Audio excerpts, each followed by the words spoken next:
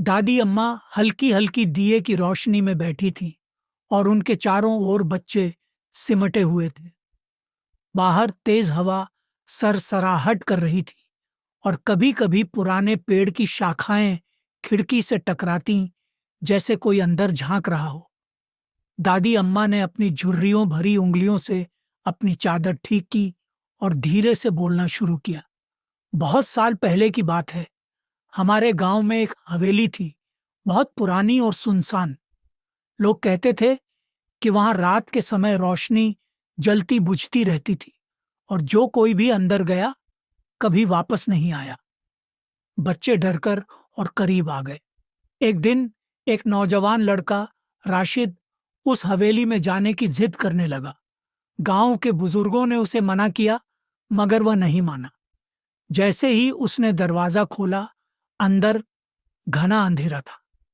एक कोने में एक पुराना दिया जल रहा था और कहीं से किसी के पैरों की सरसराहट सुनाई दे रही थी। राशिद ने पीछे मुड़कर देखा, लेकिन वहां कुछ भी नहीं था। अचानक दरवाजा अपने आप बंद हो गया। दादी अम्मा अचानक चुप हो गईं और बच्चों की ओर देखा। सभी के चेहरे डर से पीले पड़ गए थे। एक बच्चे ने धीरे से पूछा, फिर क्या हुआ दादी अम्मा? दादी अम्मा ने गहरी सांस ली और बोली, राशिद ने दिए की ओर कदम बढ़ाए। जैसे ही वह पास पहुंचा, उसे लगा कि किसी ने उसके कंधे पर हाथ रखा है। उसने घबराकर पीछे देखा, मगर वहां कुछ नहीं था, बस एक पुराना टूटा हुआ आईना रखा था। अचानक आईने में एक परछाई झलकी, जो तेजी से उसकी ओर बढ़ी और फिर दादी अम्मा एकदम चुप हो गई। बच्चे बेचैनी से उनकी तरफ देखने लगे। फिर क्या हुआ दादी अम्मा? सभी ने एक साथ पूछा।